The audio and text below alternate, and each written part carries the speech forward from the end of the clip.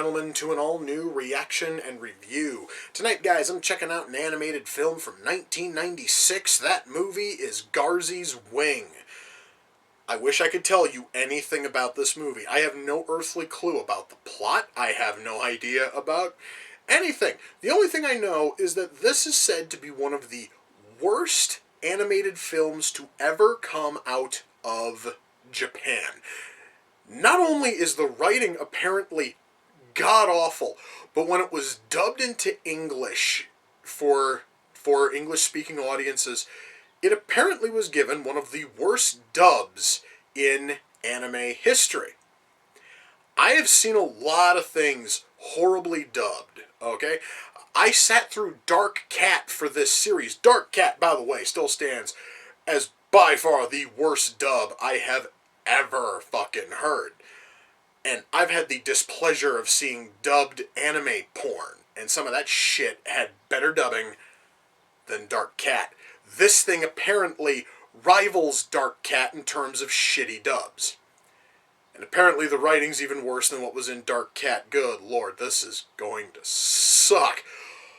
But hey, who knows? There might still be a silver lining here. This thing could very well be entertaining in some way. I have no fucking clue.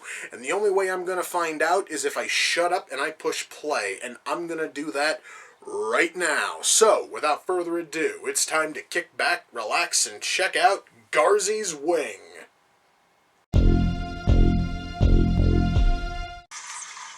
You know, guys, I knew going into this that I was going to be in for a horrendously awful fucking dub. But my god, this is worse than I fucking thought. Mind you, it still isn't as bad as Dark Cat's dub, but still fucking terrible. Not only that, part of the problem is that this dialogue is so stilted and clunky, and I have a theory as to why. But I'm going to hold off explaining that theory until I'm done watching this thing. I'd also like to mention, not a fucking clue what the hell is going on in here. About 90% of the dialogue has been a plot dump, and I still don't fucking know what the hell is going on. This thing makes literally zero goddamn sense. I think I figured out, guys, why this dub is so bad. Because every actor, when they're reading their lines, instead of giving some kind of fucking feeling to it, the only fucking emotion any of them seem to know is sarcasm. So literally, every single line almost sounds like it's being read by some smarmy jackass. And it makes the whole thing kind of hard to fucking watch. Well, at least hard to listen to. The story still makes almost no sense. They tried to add a twist in there that made it make even less sense. I'll try to talk about that when the film's done. So far, though, I'm still fucking lost.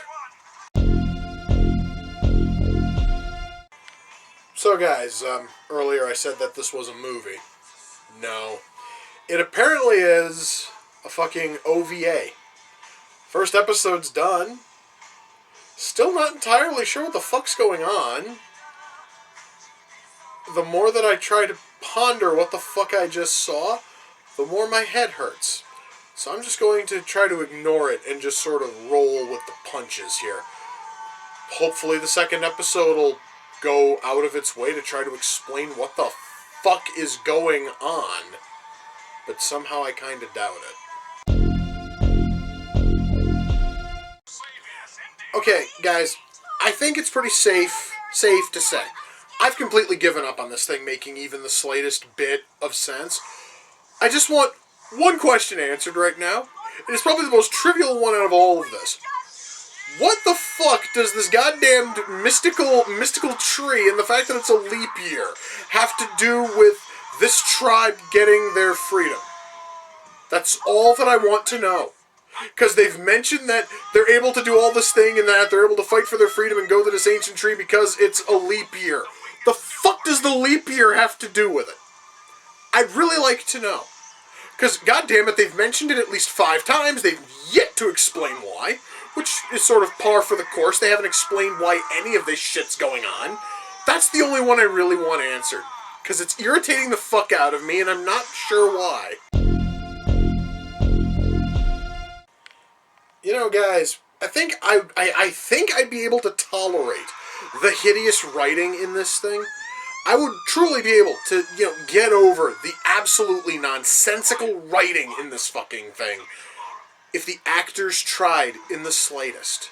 Not only do we have the fact that most of these actors believe that sarcasm is the only fucking emotion one needs to have, the ones who don't subscribe to that theory are either shouting every line of dialogue for no other reason than I get to shout my dialogue, or every line of dialogue sounds like it's a question, because they always have to add that little questioning upswing at the end of every sentence, kind of like that. And it makes this whole thing absolutely unbearable. The acting kills this film worse than the terrible script does. That's kind of sad. The fuck kind of ending is that? Alright, well, that was Garzey's Wing, as nonsensical and fucking retarded that was. Jesus fucking Christ. I'm sorry, guys. I'm trying to wrap my head around this. So, wow, I can't even explain the fucking ending. Alright, let's try to talk about the writing. Let's touch on the story a little bit, because the story is where this thing kind of dies.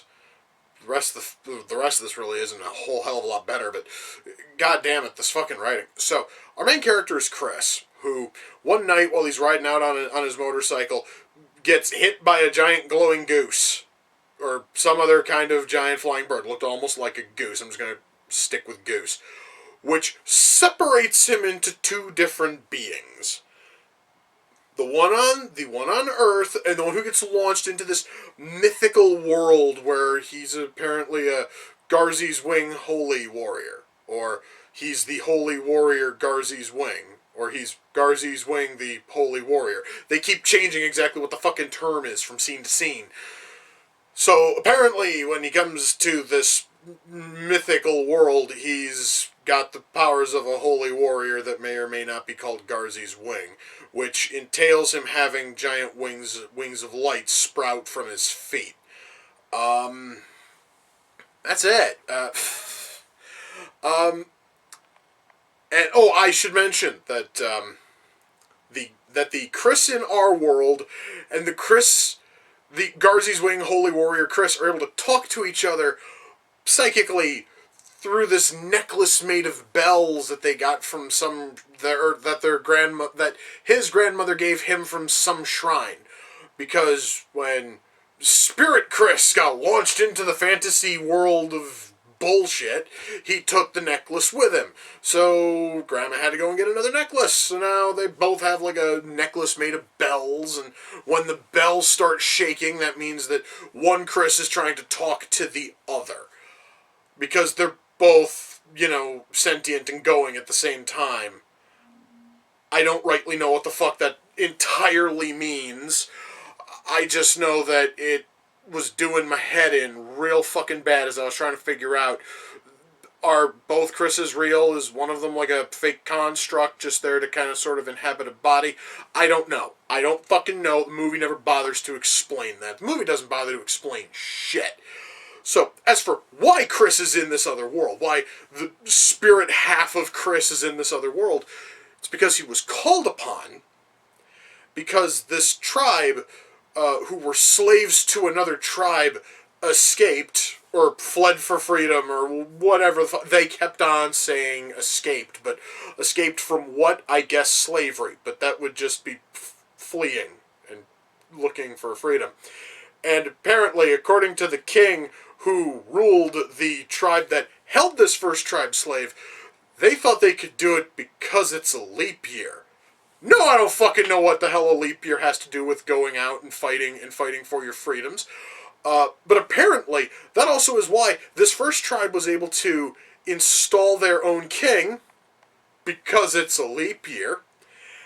They have to go find this mythical tree. Luckily, it's a leap year.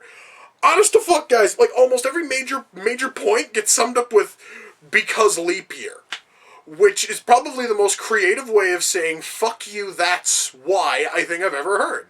Because it doesn't make a lick of sense and nobody ever bothers to fucking explain it. It's like, this tribe was able to flee and they were able to install their own king because it's a leap year. That doesn't explain shit, and that's the best explanation we get. Thankfully, or rather, unfortunately, that's the closest we get to any kind of explanation for anything. How the two Chris's are able to interact with each other, how they're both able to inhabit their worlds at the same time, and why the Chris on Earth gets bruises based on damage sustained by the Chris in the other world, even though the Chris in the other world doesn't seem to take any fucking damage, I do not understand.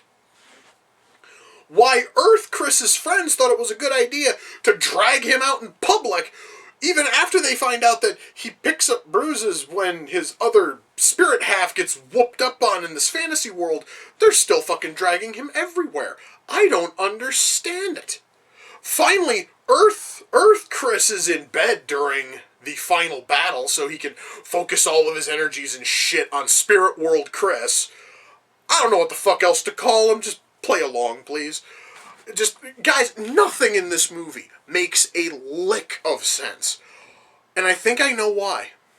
Okay, you see, there's a thing, guys, when you're taking a foreign film and dubbing it into English, regardless of what language it used to be in, you have to do a little something, which is called localization. Now, there's two kinds of localization. One that's inherently bad, and one that's rather important. The one that's bad is when you take a whole bunch of cultural references that worked in its native language but wouldn't work in yours, and you replace them with, references that would work for you. That would be things like changing, like, the name of, like, some movie in this country to something that you might know. Or one that's almost tolerable is, say, in cases of, like, Japanese films, replacing yen with dollars. People can kind of let that kind of shit slide. But that one there is one that's normally kind of, frowned on, because it's seen as sort of lazy. But the other kind of localization is when you take the script, you take each line of dialogue, and you have taken the literal translation, which can sometimes be real janky and clumsily worded, and you reword it to make it flow in your native language. You do this so that way things sound natural and they flow better. They didn't do that here. I'm almost certain that this entire fucking dub script is a literal translation of the Japanese, for better or for worse. So if a sentence sounds incredibly fractured or the wording is all fucked up, that's because that's how a literal translation of that line goes when you go from Japanese to English. There was literally no attempt to do any kind of correction in terms of grammar. There was no real attempt to make certain that we have constant terms for things, which is why when Chris gets the glowing wings on his feet, he is either referred to as Holy Warrior, or he's just Garzey's Wing, or he's the Holy Warrior Garzey's Wing, or he's Garzey's Wing Holy, Warrior. There's tons of different terms. And all of them involve either Holy Warrior or Garzey's Wing changed in either fucking order with possibly the worked in there a couple of times. And it sounds just so off. And the sentences are very oddly worded and they're very clumsily given off. Part of that has to do with the acting. Now, that may have also to do with the fact that the actors, bless them, are trying to make their lines match the mouth flaps that were given. So when you have a sentence which is already clumsy as shit to read, and you then have to match mouth flaps and try to make that shit work, my fucking God, it's going to sound awful. Because you are given something that barely fucking sounds like English. 2, you have to match these very oddly placed flaps. And C, you have to attempt to act on top of that. Everybody got as far as step 2 and said, I fucking quit. Which is why every single bit of dialogue either sounds hollow and dead, or it sounds sarcastic as shit, sounds like it's being asked as a question, or it's just being shouted. There is one actress in this thing. She plays at least 3 different characters. Every line of dialogue is shouted. Regardless of circumstance, regardless of scene, the bitch has to shout every line of dialogue. It makes sense when she's playing a soldier on the battlefield, because you have to shout over the sounds of combat. That I can kind of understand. But when you're talking to somebody and they're 2 feet away from you and you're at a quiet community pool, to be shouting your lines makes your character sound like a fucking nut job, alright? That's awful. And that is the problem with all the acting. Nobody fucking tried. Partially because they probably looked at the script and said, what the fuck am I supposed to do with this? So nobody actually bothered to put any kind of feeling into it. Nobody bothered to do anything outside of read the fucking dialogue and make damn certain it matches the mouth flaps. So I do not blame the cast for this. I don't even know who the hell all worked on this in terms of voice acting. I don't blame a single one of them. When you are handed a script that is this clunky and this clumsy, there's no fucking way you are going to make it work. And there are certain times when this almost sounded like the dub from Speed fucking Racer, because people have to try to cram in 2 or 3 sentences worth of dialogue into 5 seconds of mouth flaps, because when it translated from Japanese to English, it fucking tripled in length. And that, my friends, is why this sucks. There was no attempt to localize the dialogue and make it flow. And because of that, the actors had nothing to work with, so none of them fucking tried. It all stems back to the writing.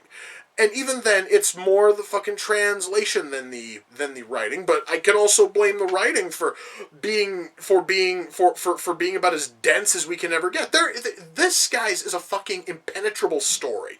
We are hit with mountains and mountains of backstory, exposition, terminology. We are never told exactly what any of this fucking terminology is. We don't know who any of these people are. We don't know what any of the backstory is, because every time that they attempt to give us exposition, backstory, and all this other fun shit, they give it in such a vague fashion that you're still left wondering. And even, guys, I have tried to piece this shit together. The whole time I was watching this, I still have no fucking clue what the hell was going on for half of this goddamned movie. None of it made a lick of sense, because the writers didn't bother to fucking explain anything to the fucking viewer. And that is absolutely fucking criminal. So, in my own way there, I've already covered writing, translation, and acting. What about animation? Jesus. Fuck. Guys, I don't mind when animators have to cut, corners. That's totally fine. I totally understand when you're doing animation, you're doing it on a deadline, and you're working towards a budget, going to assume they had a deadline on this. You have to cut corners. There's cutting corners, and there's straight up fucking cheating.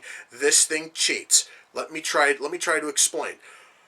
There was one shot where our main character Chris was startled by a war beast, and we see his fucking reaction, and then suddenly the cell with his fucking reaction, instead of animating him as he moves to another spot, the cell slid.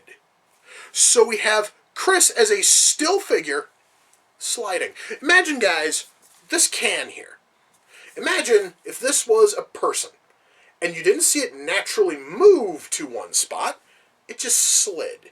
And that's supposed to look like natural fucking movement. It doesn't work. And they do the same fucking thing when characters are on horseback, because there are shots where you will see characters coming towards you on horseback, instead of actually animating it and actually letting like the horse's fucking like head fucking bob, or the rider kind of sort of like bounce with every stride. Instead, we have rider and horse, and the cell just slides up and down. And of course, because there's like 6 of them coming at you, they have to slide 6 different cells in different patterns, so that way they all look like independently moving things. But it still looks like some jerk off is just sliding the cells around. And that's cheap as shit.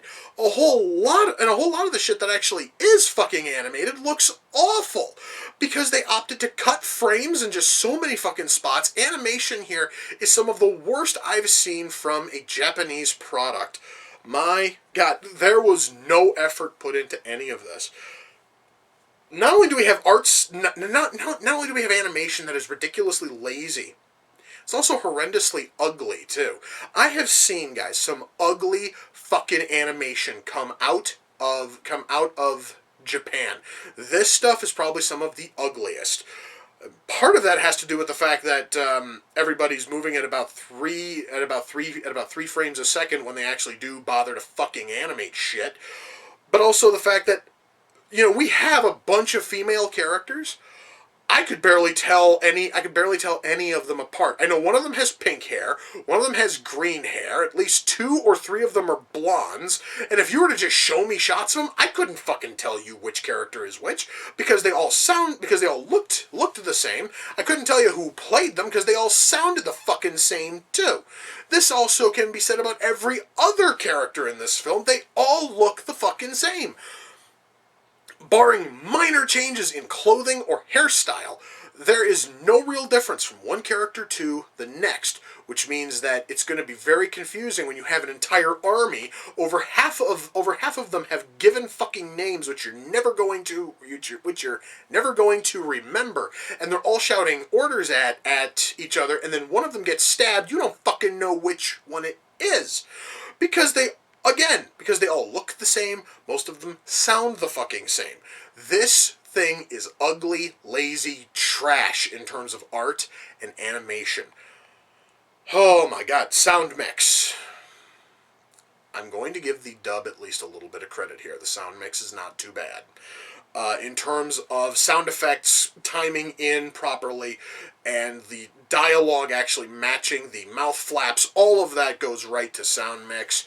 And all of that was done competently. As much as I would love to bitch more about voice acting, at least when everything was mixed and everything was put into the final edit, it all sounded all of it, at least on a base functional level, worked. And I'm not going to fault them on that. At least there's that.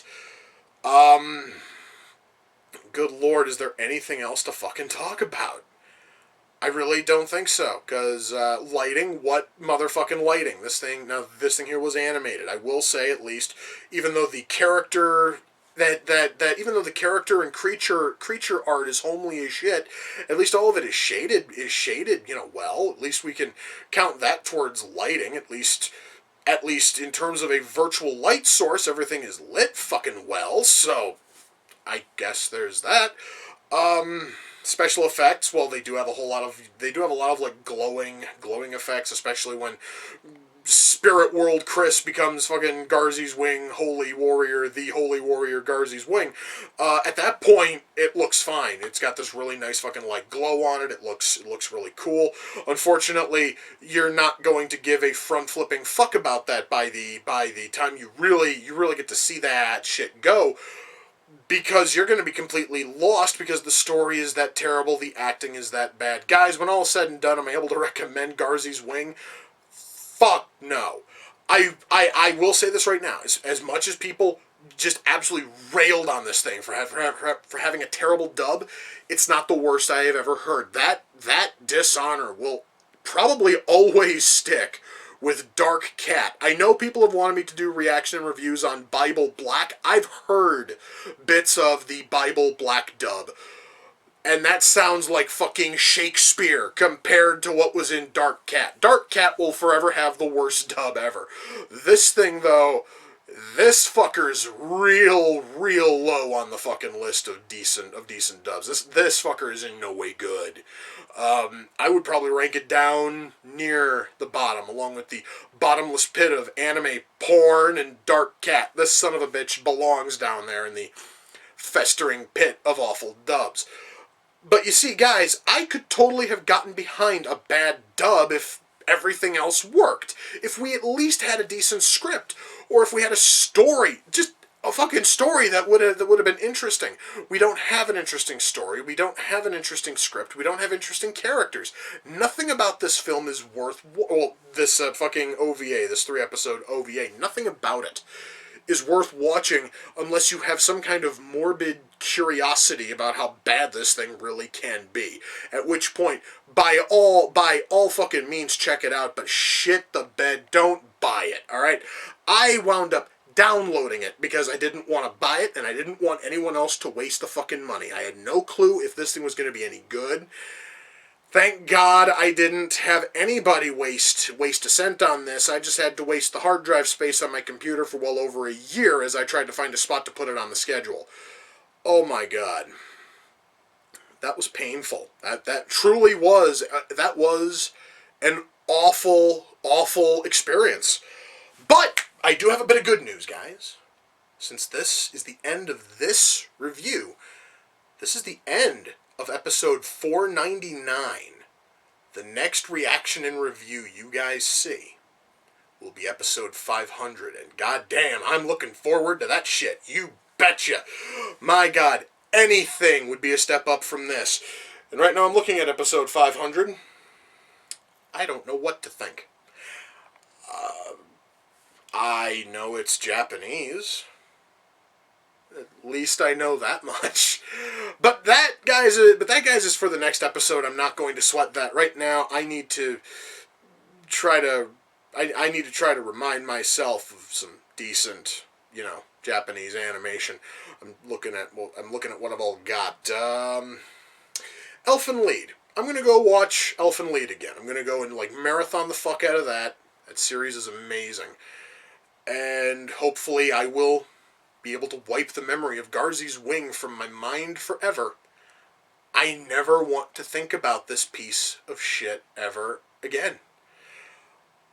But hey, you know what? Thankfully, it is in fact a leap year. Which apparently by this movie's logic means I can do whatever the fuck I want. Garzey's wing, in my mind, never fucking existed.